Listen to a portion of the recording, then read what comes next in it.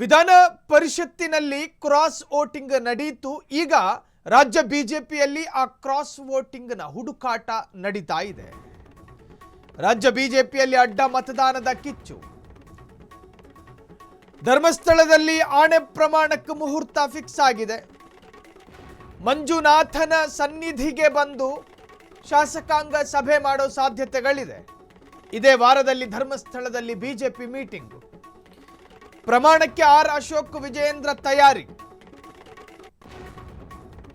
ವಿಜ್ಞಾನ ಎಲ್ಲಿ, ದೇವರು ದಿಂಡ್ರು ಎಲ್ಲಿ. ಅದರ ಅರ್ಥ ದೇವರನ್ನ ನಂಬಬಾರದು ಅಂತಲ್ಲ, ಬದಲಾಗಿ ವಿಧಾನ ಪರಿಷತ್ತಿನಲ್ಲಿ ಯಾರೂ ಕಾಣದೆ ನಡೆದಂತಹ ಗೌಪ್ಯ ಮತದಾನ ಅಲ್ವಾ ಅದು?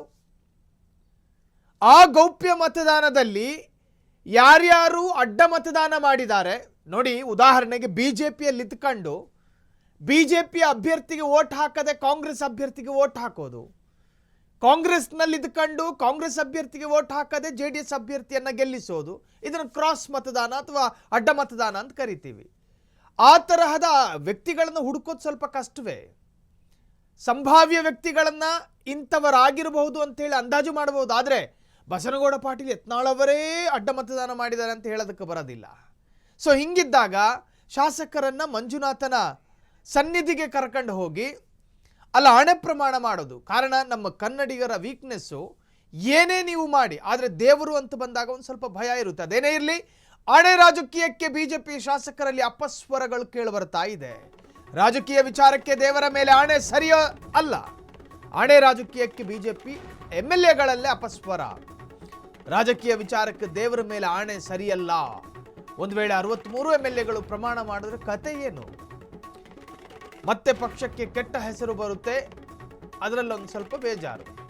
ದೇವರ ಮೇಲಿನ ನಂಬಿಕೆಗೂ ಧಕ್ಕೆ ಎಂಬ ಚರ್ಚೆ. ಇನ್ನು ರಾಜಕಾರಣಿಗಳು ಎಲ್ಲರೇನು ಸೊಬಗರ, ವೈಟ್ ಕಾಲರ್ ಪೀಪಲ್ ಅಲ್ಲ.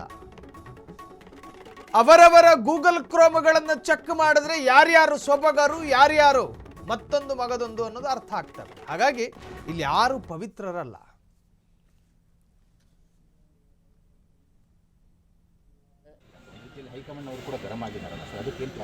ಸಹಜ ರೀ. ಒಂದು ರಾಷ್ಟ್ರೀಯ ಪಕ್ಷ ಇವತ್ತು ನಾವು ಶಾಸಕರ ಗೆದ್ದಿದ್ದೇವೆ ಅಂತ ಹೇಳಿದರೆ ಇದಕ್ಕೆ ಪಕ್ಷದ ಆಶೀರ್ವಾದ ಇದೆ, ಕಾರ್ಯಕರ್ತರ ಪರಿಶ್ರಮ ಇದೆ. ಇವತ್ತು ಮತದಾರರು ಇವತ್ತು ನರೇಂದ್ರ ಮೋದಿಜಿಯವ್ರನ್ನ ನೋಡಿಕೊಂಡು ಓಟ್ ಕೊಟ್ಟಿರ್ತಾರೆ.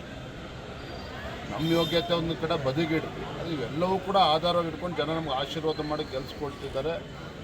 ಹಾಗಾಗಿ ನಾನು ಒಂದೇ ಮಾತಿನಲ್ಲಿ ಹೇಳ್ತಾ ಇದ್ದೇನೆ, ಯಾರು ಎಷ್ಟೇ ದೊಡ್ಡವರಾಗಿದ್ದು ಕೂಡ ಶಾಸಕರು ಗೌಪ್ಯ ಮತದಾನ ಆಗಿರುವ ಪರಿಣಾಮವಾಗಿ ನಾವೆಲ್ಲರೂ 63 ಶಾಸಕರು ಕೂಡ ನನ್ನನ್ನು ಸೇರಿ ಇವತ್ತು ಅನುಮಾನ ಪಡ್ಕೊಳ್ತಕ್ಕಂಥ ಪರಿಸ್ಥಿತಿ ನಿರ್ಮಾಣ ಆಗಿದೆ. ಇದರಿಂದ ಕಾರ್ಯಕರ್ತರಿಗೆ ಅಘಾತವಾಗಿರ್ತಕ್ಕಂಥ ಪೆಟ್ಟು ಬಿದ್ದಿದೆ, ಅವ್ರು ನೋವಾಗಿದೆ. ಇದನ್ನು ಇನ್ನೇನು ಹೆಚ್ಚು ಹೇಳೋದಕ್ಕೆ ಹೋಗೋದಿಲ್ಲ. ಹಾಗಾಗಿ ಇದು ಇತ್ಯರ್ಥ ಆಗಬೇಕು.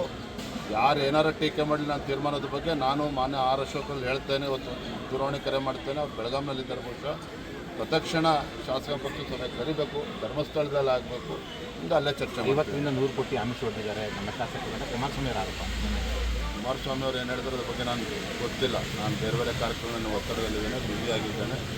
ಅದು ಯಾರು ಅಲ್ಲಿ ಪುಕ್ಷಟೆ ಅಂತೂ ಓಟ್ ಹಾಕಿರೋಕ್ಕೆ ಸಾಧ್ಯ ಇಲ್ಲ. ಆದರೆ ಯಾವ್ಯಾವ ಕಾರಣಗಳಿಗೆ ನಮ್ಮ ಶಾಸಕರುಗಳ ಅಡ್ಡ ಮತದಾನ ಆಗಿದ್ದಾರೆ, ನಿಧಾನವಾಗಿ ಲಾಜಿಕಲ್. ಕುಮಾರ್ ಬಂಗಾರಪುರದಿಂದ ಮಾತಾಡಿದ್ದಾರೆ ಸರ್, ಆಮೂಲಾಗ್ರ ಬದಲಾವಣೆ ಆಗಬೇಕು ಬಿಜೆಪಿಯಲ್ಲಿ, ವಿಪಕ್ಷ ನಾಯಕನ ಸ್ಥಾನ ಯತ್ನಾಳಿಗೆ ಕೊಡಬೇಕು ಅನ್ನೋದು ಆಗ್ರಹ. ಯಾರಿಗೇನು ಉತ್ತರ ಕೊಡ್ತೀನಿ. ಯಾರು ಪುಕ್ಷಟೆ ಹೇಳಿಕೆ ಕೊಡ್ತಿದ್ದಾರೆ ಅವರವ್ರ ಕ್ಷೇತ್ರದಲ್ಲಿ ಜಿಲ್ಲಾ ಪಂಚಾಯತ್ ಚುನಾವಣೆ ಬರಲಿ, ಅದರಲ್ಲಿ ನಿಂತ್ಕೊಳ್ಳಿ. ಶಾಸಕ ವಿಧಾನಸಭಾ ಚುನಾವಣೆ ಎಲ್ಲ ದೂರದ್ದು ಮಾಡ್ತೀವಿ. ZPTPನಲ್ಲಿ ನಿಂತು ಗೆದ್ದು ತೋರಿಸ್ತೀವಿ, ಆಮೇಲೆ ನಮ್ಮ ಅದ್ರ ಬಗ್ಗೆ